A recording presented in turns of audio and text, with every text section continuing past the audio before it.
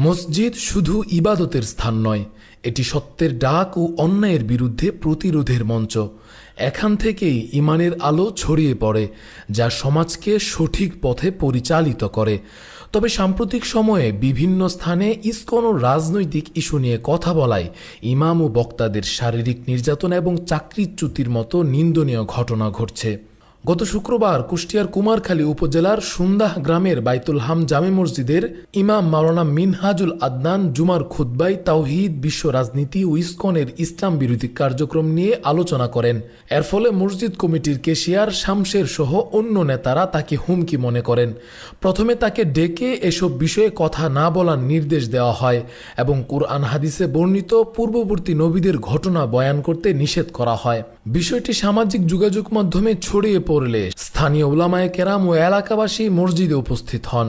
তাদের সিদ্ধান্তে মসজিদ কমিটি বিলুপ্ত ঘোষণা করা হয় এবং অভিযুক্তদের প্রকাশ্যে ক্ষমা চাইতে বলা হয়। অন্যথায় তাদের সামাজিকভাবে বয়কট করা হবে বলে সিদ্ধান্ত নেওয়া হয়। এছাড়াও গত 30শে নভেম্বর মানিকগঞ্জ উপজেলার কৃষ্ণপুর ইউনিয়নের তানজিমুল উলুম মাদ্রাসায় ওয়াজ মাহফিলে এক বক্তা ইসকন নিয়ে আলোচনা করলে মাহফিলের সভাপতি তাকে প্রকাশ্যে অপমান করেন। তৎক্ষণাৎ এর প্রতিবাদ জানান। এর পরের দিন 1 ডিসেম্বর মাদ্রাসার মুহতামিমকে ইসকন লীগের সন্ত্রাসীরা মাদ্রাসায় ঢুকে নির্মমভাবে মারধর করে গুরুতর আহত করে। এছাড়াও বিয়ানীবাজার সরকারি কলেজ জামে মসজিদে জুমার খুতবা চলাকালীন ইসকনের বিরুদ্ধে কথা বলায় খতিবকে হেনস্থা করেন স্থানীয় জিম্মি হোটেলের মালিক জসিম উদ্দিন। এ ঘটনাগুলো শুধু মসজিদ বা মাদ্রাসায় সীমাবদ্ধ নয়, বরং এটি স্বাধীন দেশে স্বাধীন মত প্রকাশের অধিকারের উপর আঘাত। এসব সন্ত্রাসী কার্যকলাপের বিরুদ্ধে এখনই ঐক্যবদ্ধ হওয়ার সময়। শান্তিপূর্ণ সমাজ প্রতিষ্ঠায় ইসকনের সন্ত্রাসী কার্যক্রমের বিরুদ্ধে সোচ্চার হওয়া অত্যন্ত জরুরি।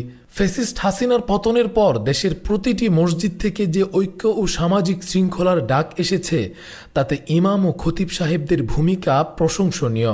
এসব ঘটনার পর দেশজুড়ে প্রতিরোধ গড়ে তুলতে ইমাম ও খতিবদের আরও দৃঢ় ভূমিকা পালন করতে হবে।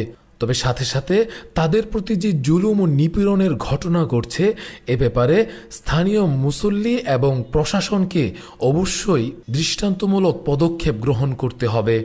Rakibul Islam Rois, Face the People, desk report.